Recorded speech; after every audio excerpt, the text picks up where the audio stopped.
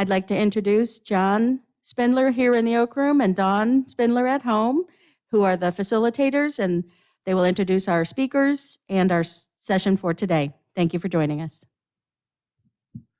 Thank you, Julianne. Good morning and welcome to Horse Country. If you drive south from Gainesville on US 441 or I-75 towards Marion County and Ocala, you'll see why this area of north central Florida is referred to as the horse capital of the world. Beautiful brown and white fences border rolling green pastures where horses graze peacefully. This area is home to over 600 thoroughbred farms.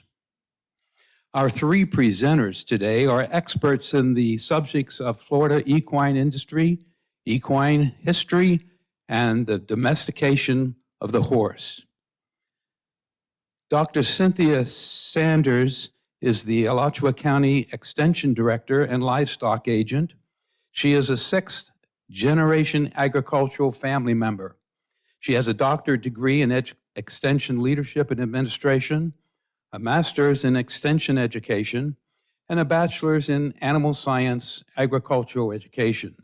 Her work experience include ranch management and agriculture teacher, and as livestock extension agent, she works with producers in Alachua County dealing with horses, cattle, swine, chickens, and goats, covering all aspects of livestock production, including animal nutrition, health, reproduction, and pasture forages.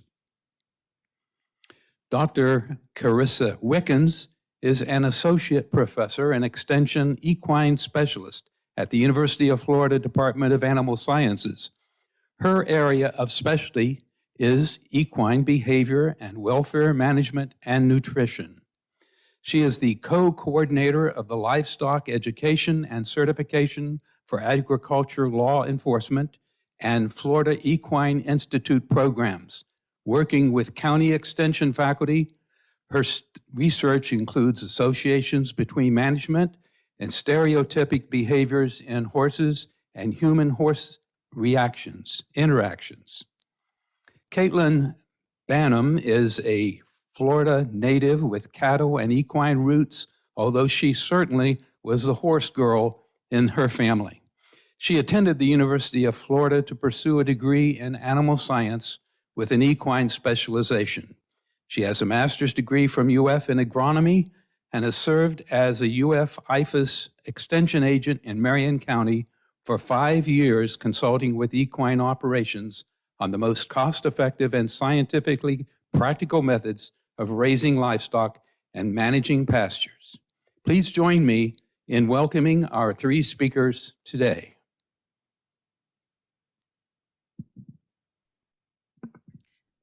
Okay, so I'm Cynthia Sanders, and I'm going to start off today. We hoped so much we were going to be in person today with y'all. And unfortunately, COVID affected all of us again. So again, hopefully one day we'll be able to get there in person, maybe on our next series, because we had some hands-on things and things to make it, of course, more interesting than us just talking to you via Zoom, but that is what it is. So at least we can do it this way. So thank you all for inviting us today. And I thought it was interesting. I have worked with many folks at the Oaks Hammock over the years, especially one of your past persons there, and that was Dr. Alvin Warnick. I always work closely with him, the mayor there of the Oaks, and so it was interesting when John called us that there might be an interest in some horse information. So we appreciate that. So I'm going to talk about horse history and a little bit about domestication. Then I'll turn it over to Carissa and Caitlin. So let's get started with a little bit about the evolution of the horse, or equus. So basically we compare our modern horse today and how it evolved from the early species of horses many years ago. And we classify horses just like any other animals and plants into classifications, and this is the zoological classification. We start with kingdom, which is the broadest term for animals and plants, and then we go down into phylum, class, order, family, genus, and species. And as we go down these categories, we get more specific into different species of animals or plants. So many of you probably come from a science background, so understand our classifications. So with the horse, of course, they're in the animal kingdom, and that's all animals. They're in the phylum Chordata, which means they have a backbone. They are in the class of Mammalia, which are warm-blooded animals that have hair and also nurse their young and give milk. Their order is Perissodactyla, and that is categorized on the number of toes or hooved animals. They're also non-ruminants compared to like cattle, deer, or goats, which would be ruminants. And this order includes horses, ass, zebra, rhinoceroses, all those with the hooved animals and actually have the 2 toes or odd number of toes. Family is equity, and that is all members of the horse family are in that family. The genus is Equus, which is our modern day horse family we know today. And then the species, which narrows it down to our domesticated horse and some of those and some close feral relatives, but it does not include zebras or asses. So I'm not cussing at you today. I'm just talking about a species of animals. So just wanted to make sure y'all were clear. But that would include like donkeys in that same species. So domestication, of course, is occurred over many, many years. If we look at the early association between man and horse, actually bones were found in a rock cave in France over 25,000 years ago. And then we all are very familiar with the drawings of horses on cave walls that we've found all over the world. And then, of course, the original use by man of horses was for food. And in some countries, they still use horses today for food, except in the United States, we do not use horses as a food source. So again, looking at the domestication of the horse and where it has actually evolved from, it's basically artificial selection, which is selection of the fittest. It's where people choose basically the best traits from one horse or one population, and they select for those traits over time. The first record of domestication of horses was in Asia around 3,000 years BC. So a long, long time ago that we can find where horses were around. And the diversity in this species is what will allows it to continue and thrive today. So again, it's kind of survival of the fittest. And as over time, several things affect species. It could be climate, it could be insects, it could be anything environmental issues that may affect them. So the horse has lived or domesticated over many, many years that we still have them today. So if we look at horses in the Americas, some of our records show that there were early horses in America long before the Spaniards came with their horses. However, there were actually no native horses when our settlers came to the Americas. So scientists believe that what happened to some of those is they crossed the Bering Land Bridge between Asia and what we now know as Alaska. And then those that stayed around, again, it's survival of the fittest, they may not have survived diseases, parasites, climate change, or just climate in general. And competition wipes them out. So again, survival of the fittest. So if we take a look at the migration of the horses into Asia and Europe, so this was formerly known a land bridge between Siberia and Alaska, where the horses probably migrated and crossed. So if we think about it, really, we don't have a precise date and the location of the initial domestication of horses, but it probably occurred in many parts of the world over time. And we know that humans began using horses for work over 5,000 years ago, and that dates back to European civilization, where a lot of the horses were used during the war times. And this is just a picture, an example of that with the chariots, and where the analogy of the chariots in war came from. So use of horses for work and transportation quickly spread across Europe and Asia and North Africa. And as civilization developed, and of course those wars started, the horse played a significant role in warfare, whether it was on horseback or in chariots. So over time, we know that warfare played a big part in the domestication of animals, or of the horses.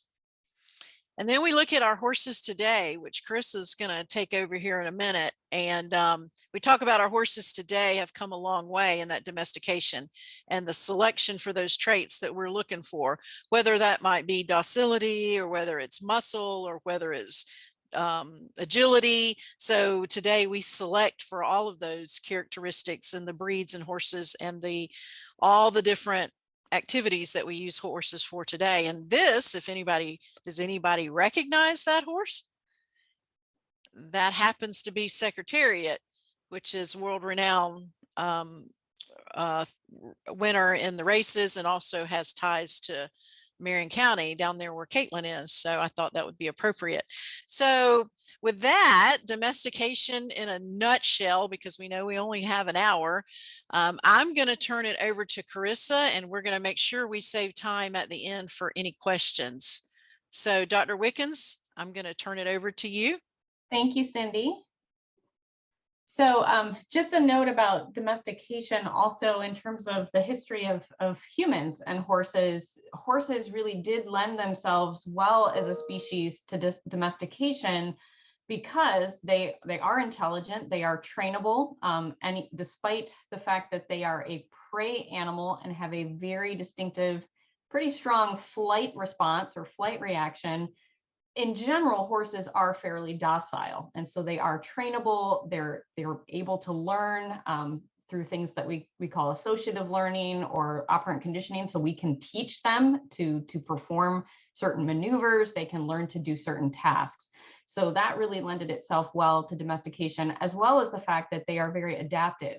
So even though they do struggle sometimes maybe with certain climate changes and those kinds of issues or challenges over history, in the domesticated environment, horses can adapt to lots of different feedstuffs. So they can eat different forages, different grain products, which meant that they were also very transferable across the globe. So we could move them to different locations, and they could follow nomadic tribes and nomadic peoples and actually adapt fairly well in those different environments. So those are some of the things that definitely lended themselves well for the domesticated horse that we know today. And then, as Cindy mentioned, also, in terms of that development, as equestrian sport and a lot of the things that we're going to be talking about throughout the next few weeks with the group here during this series, those selection traits, so the size and frame or conformation of the horse, how they're built, how they're structured, lends itself well to different equestrian sport disciplines or jobs or tasks. So we'll talk a lot more about that next week when we introduce a little bit more about horse breeds and some of our equestrian sport disciplines. So I'm going to jump in here and share some information a little bit more broadly with you all about our Florida equine industry. And then Caitlin's going to follow my short presentation with some more specifics to her home county where she works in Marion County there and horse country in Ocala. So let me bring up my PowerPoint here. Okay, so welcome to horse country, as John said. I'm going to introduce just some facts and information about the wider Florida equine industry and what this industry means to our state. So the Florida equine industry, just some interesting facts here. Most of this data that I'm presenting today comes from a fairly recent survey, very extensive economic impact survey conducted by the American Horse Council. So we had a unique opportunity within this, North American United States census of horses, really what it was. We had an opportunity as the state of Florida with some of our very influential breed and discipline organizations, their input and involvement. We were able to develop sort of surveys and boots on the ground here in Florida that could capture some of the economic impact specifically as a breakout for our own state of Florida. So Michigan, Ohio, there's several of the Midwestern and Western states that also Texas, California, multiple states were able to have these breakout data sets from this larger North American Horse Council survey. So it is a census of horse numbers, but it gives us some indication, pretty good indication actually, of the economic impact and the importance of the equine industry to our various states. So in terms of Florida, what I'm going to show here first is sort of the overall combined sectors, the overall total economic impact of the horse industry here in the state. And then I'm actually going to show a little bit of the data specific to just our thoroughbred racehorse industry. But I'm going to try not to steal too much thunder from Caitlin, because that is a very important big part of the Marion County horse industry. So just to start us off here, if we look at the economic impact of the equine industry to the state of Florida, this contributes a total value added to the Florida economy of almost $7 billion. That is the industry itself. But then I want to point out here, if we're actually talking about collectively horse ownership in our state, equine institutions and profit-making organizations. So when I say equine institutions, this does include the University of Florida, for example, that has a designated equine science program with faculty and students involved in equine, as well as a resident teaching and research herd on campus. It includes tourism and spending by equestrian event participants and spectators. So that overall combined economic impact raises that to actually almost 12 billion in economic impact to our state. So you guys can really appreciate just the sheer amount of dollars that are generated from this industry and why that would be very important to our state's economy and our overall agricultural industry. Looking at some other statistics, the equine industry here in Florida, in terms of that employment impact, actually generates over 100,000 jobs with direct employment impact of 73,000 jobs. So those 73,000 jobs, roughly, those jobs are employment directly related to horses in the equine industry. When we look at that number of 100,000 jobs, that also includes folks working within other aspects of the equine industry. For example, we have a lot of what we call allied or supporting industries. So while we have horses that are being bred and trained and really are the meat and potatoes of the industry, we have lots of these allied industries. So feed sales, pharmaceuticals, for healthcare and preventative health for horses. We have tack and supply stores, equipment that goes into these equine facilities. So that generates even more economic impact, both in terms of dollars, but also in terms of employment opportunities for folks in our state. In terms of horse numbers, Florida currently, based on this 2018 data set from the American Horse Council, shows that we have nearly 400,000 horses in our state. That puts Florida ranking third, only behind Texas and California in terms of overall horse numbers. So many, many horses in our state. The total US horse population, as estimated from that survey that the AHC conducted, we have 7.2 million horses in the US. So the fact that Florida has almost 400,000 of those horses, that's huge. That's a lot of horse numbers for our state. If we look at the percentage of households that contain horse enthusiasts, so again, this may not necessarily be folks that own horses personally, but they enjoy horses and horse or equestrian activities. they go and spectate and attend different equestrian venues and events. There's about 30.5% of our Florida households that are, enthusiastic about horses and somehow try to be involved in the industry. So roughly 2.5 million people in Florida are considered horse enthusiasts. Number of Florida residents that volunteer their time with or for horse-related activities, again, that exceeds 100,000 people.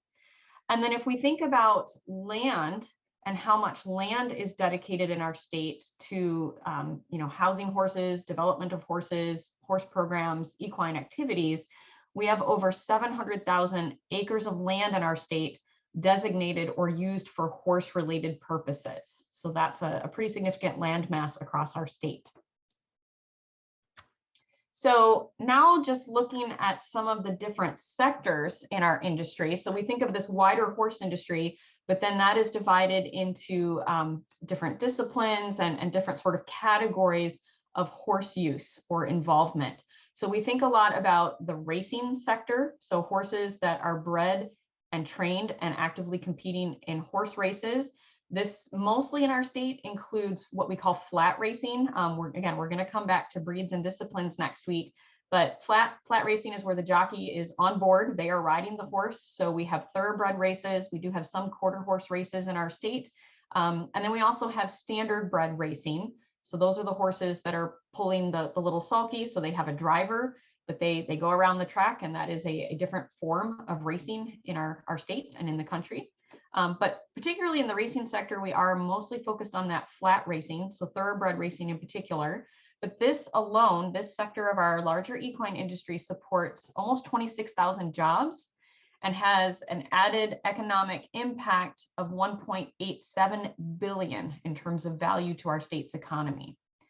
The total racing sector contributes an economic impact of nearly $3.5 billion. So again, that's just the racing sector.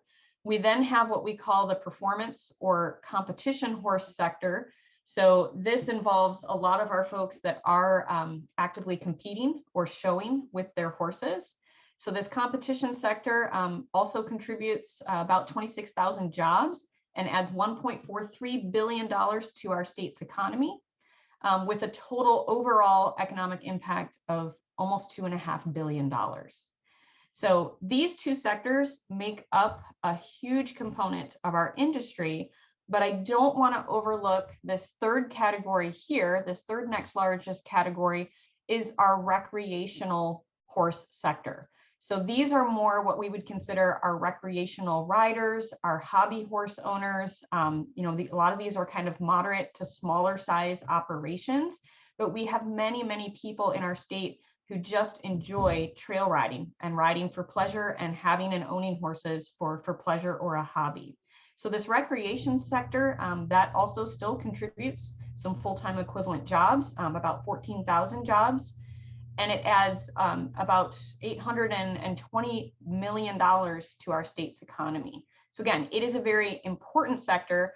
And actually, a lot of the work that Cindy and Caitlin and I do in equine extension here in the state of Florida, many of our clientele are these recreational sector horses and owners.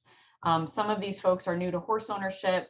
They love the horse, they know the horse well, but they may have questions or challenges with management. And we'll come back to that a little bit later too.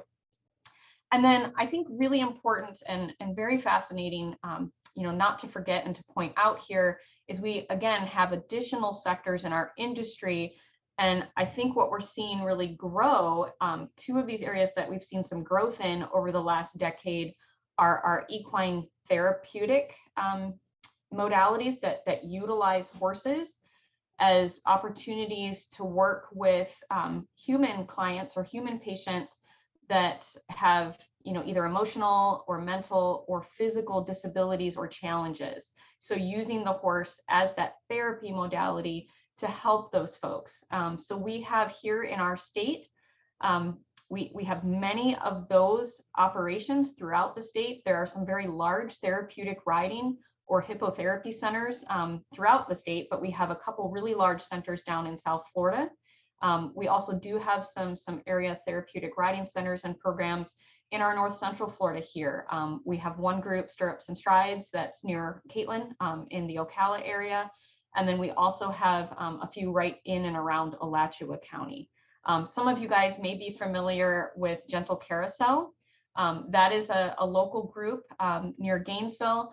They actually have miniature horses, so the very, very small, tiny horses, and they actually have the opportunity to take some of those little horses in to visit in hospital settings where they can actually physically interact with hospital patients. Sometimes those patients are facing a serious challenge, or they might even be terminal, and this is a chance to connect with the horse and to have that therapy opportunity. They also respond to traumatic events, some of the mass shootings and some of the traumatic events that we've unfortunately had in our country. They will travel and they will go visit with families and children and people impacted in those areas. So that is a very important sector in terms of the industry, in terms of outreach and overall value added in terms of this industry. The equine therapy sector alone supports almost 500 jobs, and again, adds an economic value, almost $19.1 million there. And then the other important sector is our equine rescues and sanctuaries. During the last 10 to 15 years, again, some of you may be familiar with this term, but we have sort of an unwanted horse issue, some challenges in our country. As Cindy mentioned, we do not consume horse meat here in the United States. So sometimes when horses reach the end of their career, they're no longer valued or useful to the owner. We have an outlet sort of challenge. Where do those horses go? So there is a need for rescues and sanctuaries, retirement homes for some of these horses. So that is another sector of our industry. And again, we can see at the bottom here that still adds some value in terms of state economy, supports at least a small number of jobs, and there are people that are designated, sometimes even accredited rescue centers. Oftentimes, some of these accredited facilities are often where the off-the-track thoroughbreds are sent. They're going there for rehab and retraining, and hopefully those horses can find new homes and new careers after racing. So again, very important to our industry. So I mentioned this, where does Florida rank? Compared with 14 other breakout states from this 2018 American Horse Council survey, this census study, we rank third, as I mentioned, behind California and Texas in number of horses, but also in terms of our total effect or value on our gross domestic product. And then second behind Texas in number of industry participants, and second behind California in terms of total employment, full-time equivalent jobs that are generated through our equine industry. So the interesting part here for everyone is obviously in our state, we have a lot of other agricultural commodities. We have other livestock industries that are also very important and very valuable in our state. But if we look across our equine industry and compare it to, let's say, beef cattle or dairy or some of these other commodities in our state, the horse industry actually has a greater impact on the Florida economy than any of our other livestock commodities. So that, again, is compared, mostly we're comparing that with beef and dairy. I'm a little bit, maybe disappointed is the right word. I think the American Horse Council, the more recent survey that was conducted, was so important and so helpful. But their previous study back in the early 2000s did a little bit more reconnaissance in terms of breaking out across these individual states, looking at the horse numbers, participation and involvement in the horse industry and economic impact. They did a nice job of teasing it out based on owner or people demographics in terms of who is part of the horse industry. What is sort of the profile or demographics of the typical horse owner? And so I do want to share some of that with you. I don't think that it has changed very much even since this last survey. Just again, Caitlin and Cindy and I, we work with a lot of horse clientele. We've conducted some needs assessments with our clientele to figure out, what topics are they most interested in? What do they need help with their horses? So along the way, we've kind of continued to collect some of this data for our state, and it all matches and fits pretty well. So I'm fairly confident, even though what I'm going to show you now is a little bit dated, I don't think it's that far off. So this first pie chart, this slide here is showing you the distribution of horse owners by household income. And I know a lot of folks, it's just sort of common talk that horses are expensive. And I won't deny that. Horse ownership comes with a lot of responsibility in terms of, board and feeding horses and vet bills and, farrier bills, making sure their feet are taken care of. It is an expense, but I found this data very interesting. Horse ownership is not reserved to only the elite. There is actually a big component of our, what I would kind of consider our middle class, and even some households that don't have a high level of income that are still very much, horse owners and involved in the industry. So this shows you actually that the biggest portions of the pie here, 23 and 20% respectively, fall within this 25,000 to around 75,000 in terms of household income. So I thought that was kind of interesting. So again, it's not just the rich that own horses. Distribution of horse owners by community size. This is kind of nice because we can kind of overlap this. We can kind of think of this over some of our districts or areas of Florida and some of our counties. So again, not always directly reflective of community size, but in terms of overall community size, we certainly see the brunt of our horses falling within these communities that are probably a little on the smaller side. Usually around 5,000 to maybe 20,000 residents, up to this sort of 20,000 to 50,000 residents. So again, it tends to maybe be a little bit more our rural, smaller communities, but that's not necessarily the case. We do have some larger areas here in Florida. If we think about, again, parts of Marion County, which Caitlin will share with us, but also down in the Wellington, West Palm, Loxahatchee area, we have a lot of small property equine facilities located near these huge equestrian venues. So we do have actually, even in our highly populated areas of Florida, we still have some good horse numbers and horse owners distributed across some of those larger communities. If we look at distribution of horse owners by age, we see that our largest demographics are folks aged 30 to 59. So we have a large number of horse owners that fall kind of into this middle age range. And then we have smaller percentages in our 60 plus communities and the ages 18 to 29. Now, what this doesn't capture is we certainly see a lot of young people involved in the horse industry. We work a lot with our 4-H youth and pony club riders and students, equestrian riders and students who are very much of youth, kind of that age group. So these would be, folks 18 years of age and younger. So I wish we had a little bit more data on that. I know even in our communities through IFAS Extension, we may reach as many as, a couple thousand kids each year that are in the designated horse 4-H project. So we do have a large number of youth that are involved in the equine industry. And we hope to continue that because those will be our next generation of horse owners and equine industry representatives. So just to give you guys an idea, again, we're going to spend some more time talking about the different sports that horses participate in, different riding disciplines, and some of our different breeds and characteristics of those breeds next week. But just to give you kind of a sense of the diversity of our Florida horse industry, horses are everywhere in the state and they are utilized for multiple purposes. We still have some fairly large cow-calf operations, larger beef cattle facilities, and cows that are kept on rangeland here in Florida. And so in order to, check fence lines and monitor those cattle and get things, resources out to those cattle, we still have cattlemen and women who utilize horses to go out and move those animals. So some of those larger ranches, they rely heavily on horsepower and riding horses on the ranch.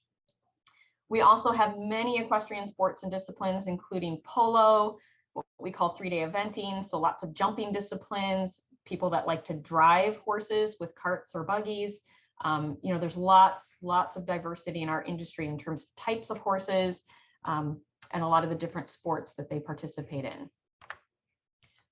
We also have, other uses for horses. As I mentioned, we have the therapeutic riding centers and equine assisted services and activities types of centers and programs. So horses for that use. But we also use horses for mounted police work. Ceremonial duties, PR, crowd control, those kinds of things, especially when we get busy with our spring break season here in Florida. Sometimes those mounted units come out to patrol the beaches and towns and cities in crowd control situations, at big events and those kinds of things. And then, of course, the horse racing, like I mentioned, we have two very large tracks, Tampa Bay Downs and Gulfstream Park. So two huge racing venues here in our state, as well as some other smaller ones throughout the state. And then we have a lot of, ranch horse and Western type disciplines, some really, really big show circuits that take place here across Florida. Some of our well-known equestrian venues include the Winter Equestrian Festival grounds in that West Palm and Wellington area. We also have, of course, the new World Equestrian Center in Ocala. Again, I don't want to steal too much of Caitlin's thunder. We have the Florida Horse Park closer, like between Ocala and Bellevue. We have the International Polo Grounds that are also in South Florida, down closer to West Palm and that Wellington area. And then, as I mentioned, some of our big racing venues and racetracks. So lots of equestrian events happening at some of these big venues. One of the things I did want to point out in terms of the racehorse industry, again, economic impact, and I think this is actually a little dated now too. I think the purse price has gone up, but this race, the Pegasus World Cup Invitational, is held at Gulfstream Park annually about this time of year. And even just a few years ago, this hit global news. This was world renowned for the biggest purse in horse racing. And it is still an event now that is held annually at Gulfstream Park. So it attracts some of the most competitive, most beautiful high dollar racehorses. Trainers and owners from across the globe come to compete at this Pegasus World Cup. Some famous horses. So you saw a photo earlier in Cindy's talk about Secretariat. This horse on the right here, American Pharoah, he was not necessarily bred in Florida, but he spent a lot of his time as a young racehorse training on some of the facilities and grounds here near Marion County. So this horse, at least, famous racehorse that won the Triple Crown in 2015, this horse, American Pharoah, has some roots here in Florida. Wildcat Red was the Florida Horse of the Year in 2014. This little horse went on to win multiple graded stakes and was a very famous Florida bred horse and did very well in horse racing. The horse at the top left here, this is PF Primo. This is a champion quarter horse that was bred in Palmetto, Florida. So not just thoroughbreds, we have some other breeds that are known as champion horses that have been born and bred and raised and trained in Florida. A lot of that's attributed to the quality of our pastures in terms of minerals in our soil, and of course the warm, very temperate climate. It makes it very suitable to having horses here and doing things with horses year round. I don't know if any of you guys recognize where this photo might have come from, but hopefully some of you have had a chance to go for some hikes. You've been able to visit Paynes Prairie. Paynes Prairie Preserve near Gainesville, Florida, between Gainesville and Micanopy. That is home to some of what we call our Florida cracker horses. So they have some of these free-ranging cracker horses that are maintained. This small herd is maintained on the grounds, on the land at Paynes Prairie. And so sometimes if you go for a hike, if you're out there bird watching or going to see the gators, you'll also happen to come across some of the free-ranging cracker horses. But that's where that photo comes from. So what is the attraction to Florida? I mentioned obviously our warm climate, but in general, we just have this large influx of new residents. Folks coming down to retire in Florida, move to Florida for jobs and other reasons, but this influx of new residents, a lot of these folks are horse owners. And so these folks are bringing their horses to Florida with them. We also have this transient, or what we call this seasonal movement of horses, because a lot of our competition horses that live up in the mid-Atlantic region or live in the Midwest, they're coming down to Florida about this time of year for a few months to compete and perform with their horses, because the show circuits move south to Florida, where they can continue to perform and compete in the warmer weather. We do have some challenges to our industry. And again, this is something Caitlin and Cindy and I will come back to during our final week of the series with you all at the end of the month. But we certainly run into some challenges, particularly because we have some of these new folks bringing horses to Florida, and it is a very new climate and environment for them. We often have owners that have very little to no agricultural or formal equine or equestrian background. So they're learning a lot as they go in terms of how to properly manage and care for their horses. We have increased urbanization, so we have less land available to house these horses on. So a lot of what we see are sort of this increase in what we call farmettes or ranchettes. So we may have a few horses on only a few acres of land or property. So kind of these backyard horse operations, if you will. We certainly want to see our folks that are in the industry with these performance horses or race horses, we want them to be successful and profitable. So maintaining profitability in those operations. We care a lot about disease prevention and biosecurity. Florida, as much as the climate is great for horses, it can also be kind of hard on them. It's very hot and humid here. So we have horses sometimes that don't sweat well. We have horses that are really hypersensitive to the no-see-ums, what we call the culicoides, those little flies, the no-see-um biting flies. We also have, other skin allergy issues in our horses. So working with, vet med and our veterinarians to kind of address some of those concerns. We certainly, we have a lot of natural disasters, particularly hurricanes during that hurricane season. So that's a challenge for horse owners here. We also care very much about environmental impacts of what we do with horses and maintaining good stewardship of the land. And then of course, equine welfare. So we hear a lot about, horses that are suffering from neglect or abuse, and how do we help those horses and then train some of our state agency personnel to respond to those neglect cases. So that's another challenge or a very important area of need in our industry. And then just to finish up, just a couple more pictures here, but we mentioned these youth riders. And so like our 4-H youth and a lot of our pony club riders, they're competing and performing year round, but summer actually, despite the heat and humidity, is a pretty busy time for our 4-Hers. They compete in our state 4-H horse show that's held in Tampa every July. And then many of those students, those youth, they're successful enough to go on to what we call our Southern Regional 4-H Horse Championship, and that's actually held in Prairie, Georgia. But we'll have over 500 competitors, youth riders there from Florida and 12 other Southeast region states. So that's very, very much a part of our industry, these youth riders and competitors. And then again, what we do in extension, we're working, one-on-one or in small groups or through farm visits and consults with our equine owners in the state. So doing pasture walks and putting on programs that will help them manage and care for their horses much more effectively. So that was just kind of a finishing note here. That AHC study that I've mentioned throughout, it actually showed that over these last few years, when they collected that data was published in 2018, the economic impact of the Florida horse industry was actually up 33% from that previous early 2000s data set.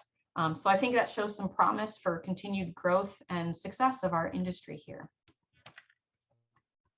So with that, I'm going to turn it over to Caitlin to talk a little bit more specifically about Marion County and the Ocala horse industry.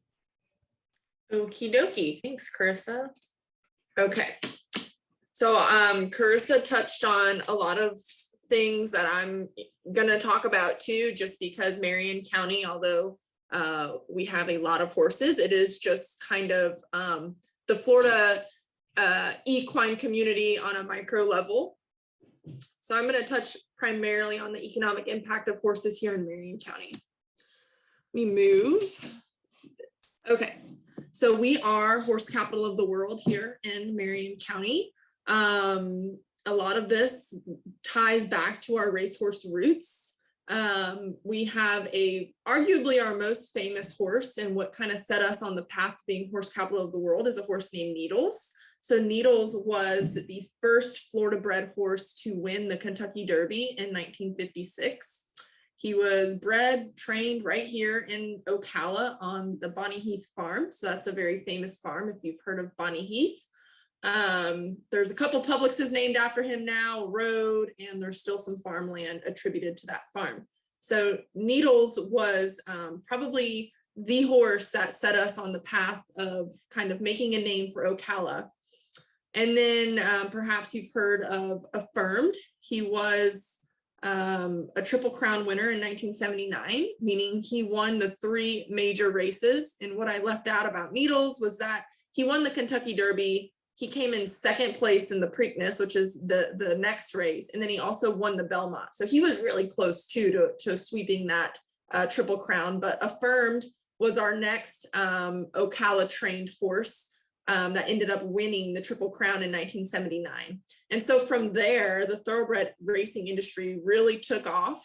And these 2 horses kind of made Ocala popular, so to speak. We already had the warm temperatures, but people started to think of Ocala as this racing capital. So that's what set us on the path to becoming horse capital of the world.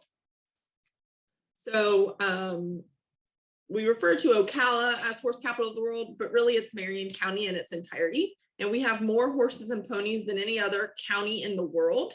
And some of our lovely friends up in Kentucky think that they are horse capital of the world, but they're not.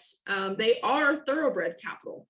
So there's a little bit of a difference there. So thoroughbred are our race horses, and Lexington, Kentucky is considered thoroughbred capital of the world. But we have so many other breeds and disciplines, a lot of which Carissa mentioned in her talk.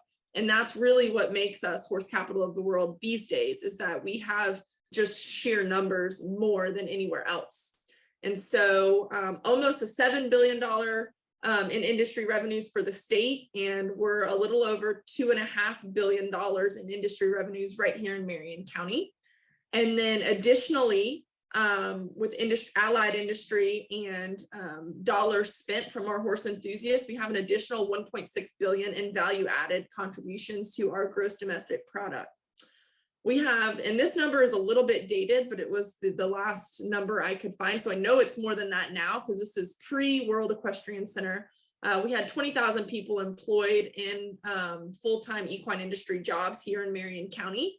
And that makes up almost 20% of our workforce in some form or fashion nowadays is involved in the horse industry here in Marion County. And like I said, we've had a lot that's happened here in Marion County with development in our equine industry. So I'm pretty positive that number is higher today than when that number was published.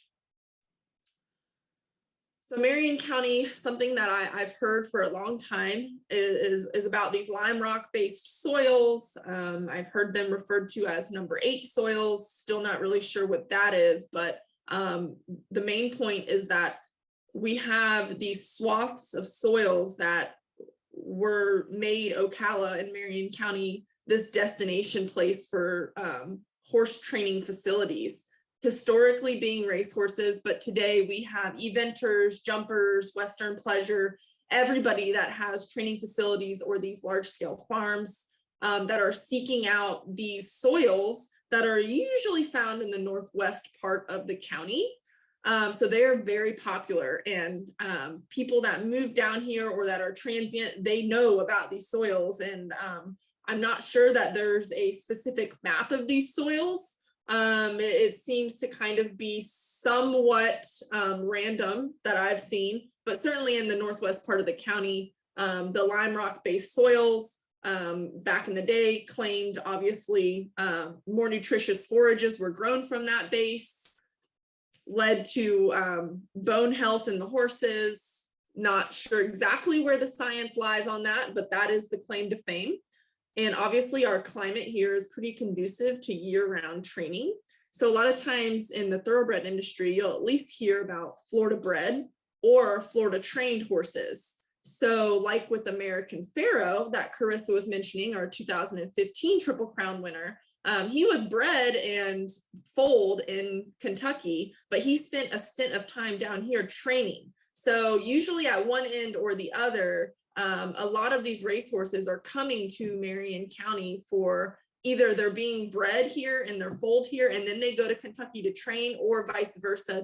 They are foaled in Kentucky and then they come to Ocala and do some of their training here.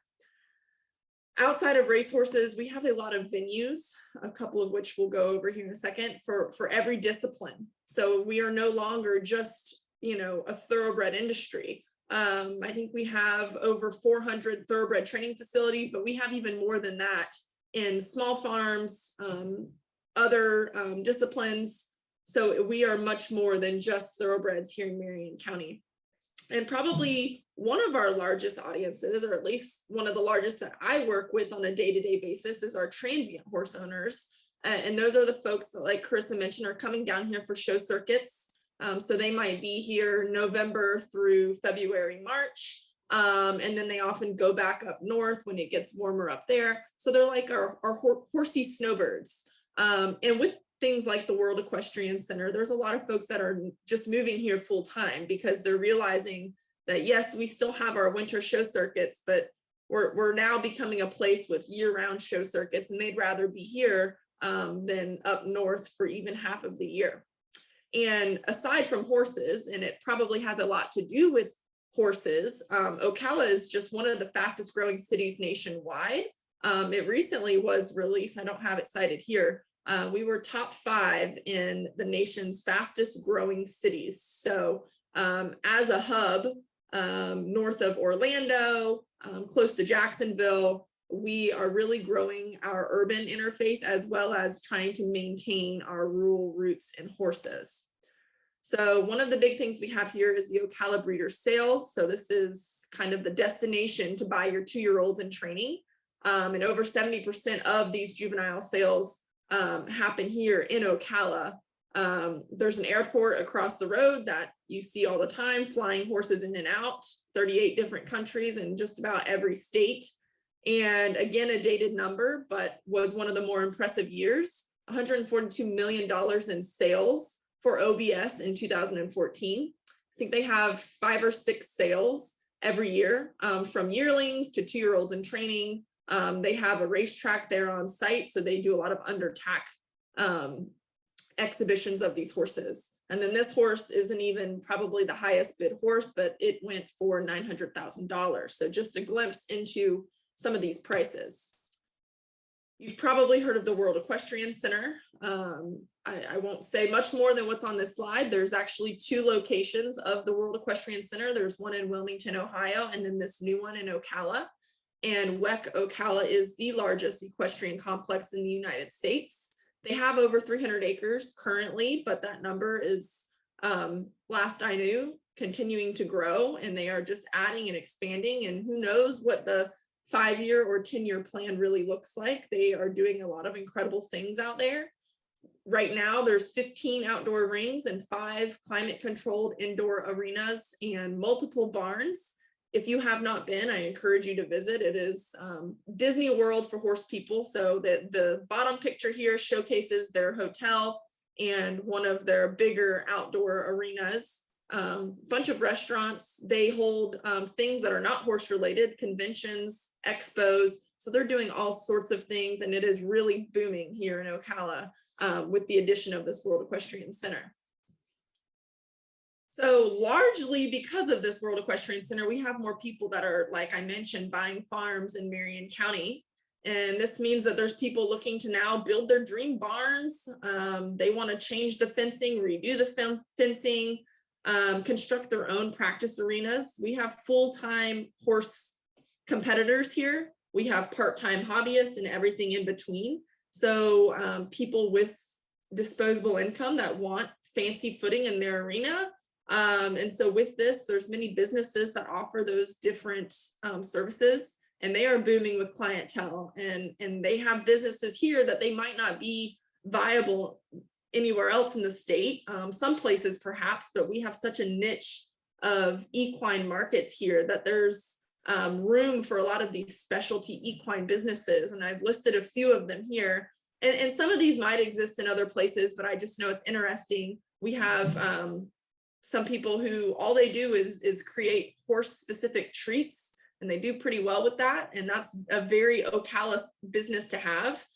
We have equine manure disposal companies that now are expanding into other areas with horses, which is great.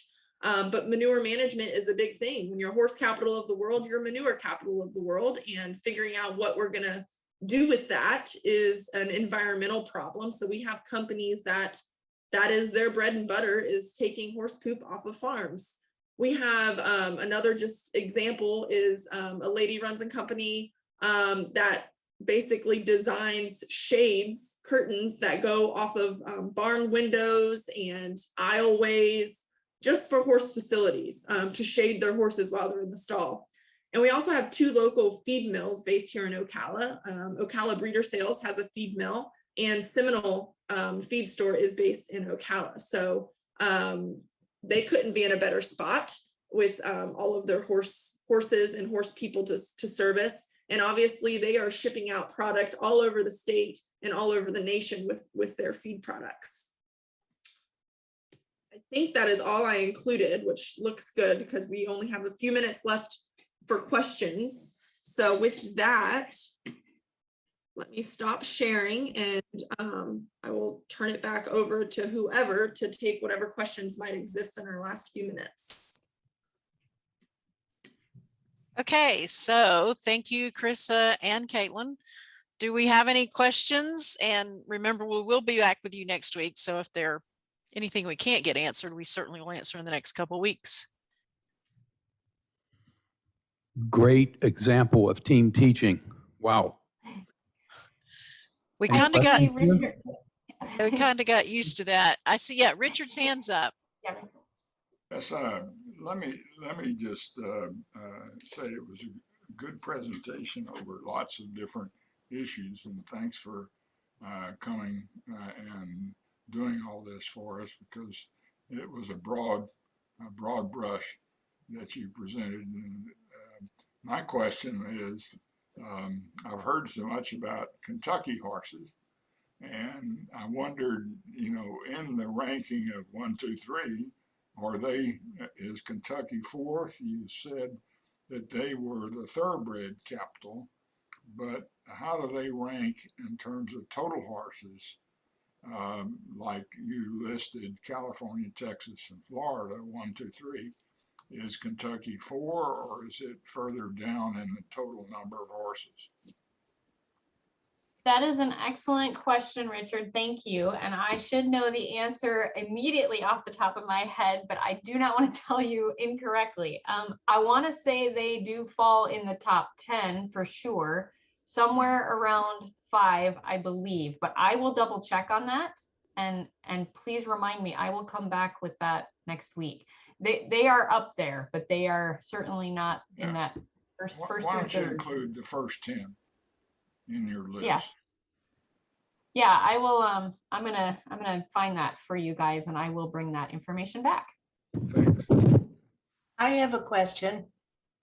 You mentioned, and I've heard before about horses being sent north for part of their lives, and other horses from the north being sent down here.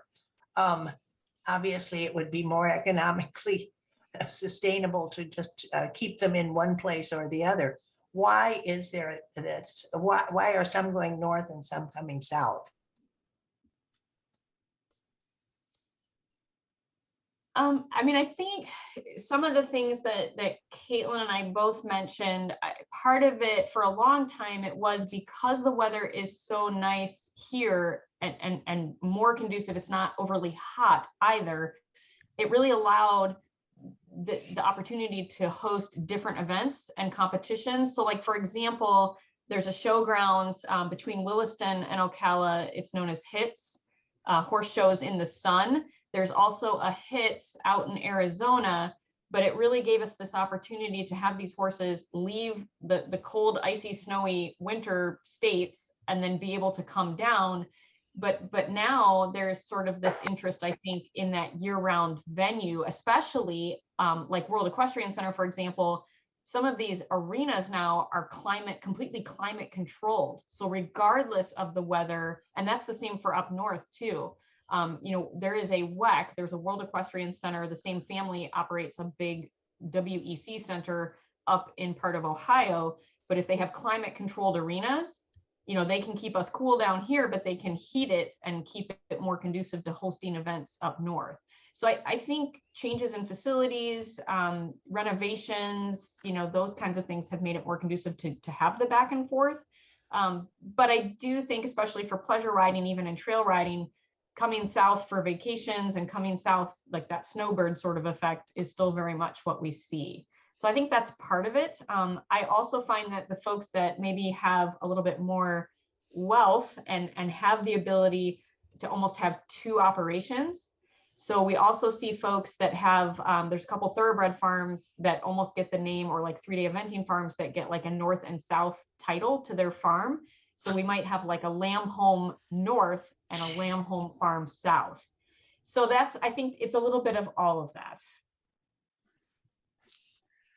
I have a question. Why do horses have manes? What purpose does a mane serve? So honestly, I think one of the things is sort of environmental protection.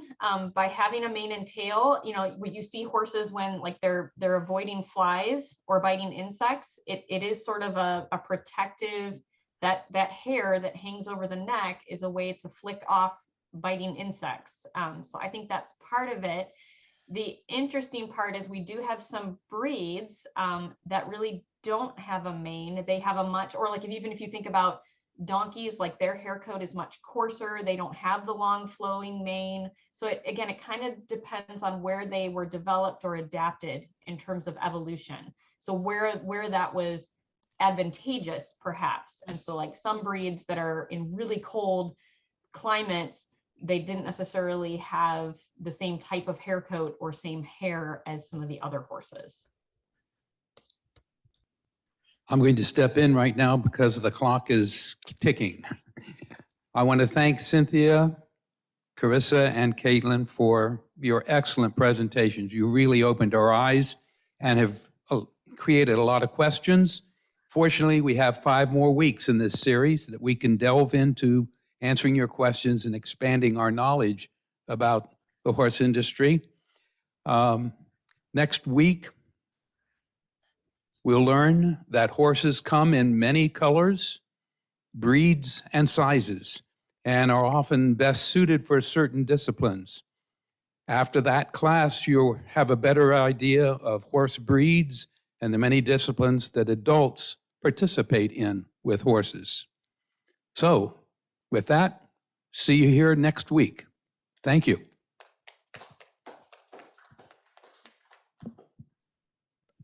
Thank you, John. Thank you. Thank you, John. Thank you, Julie. Thank you, Thank you, Don.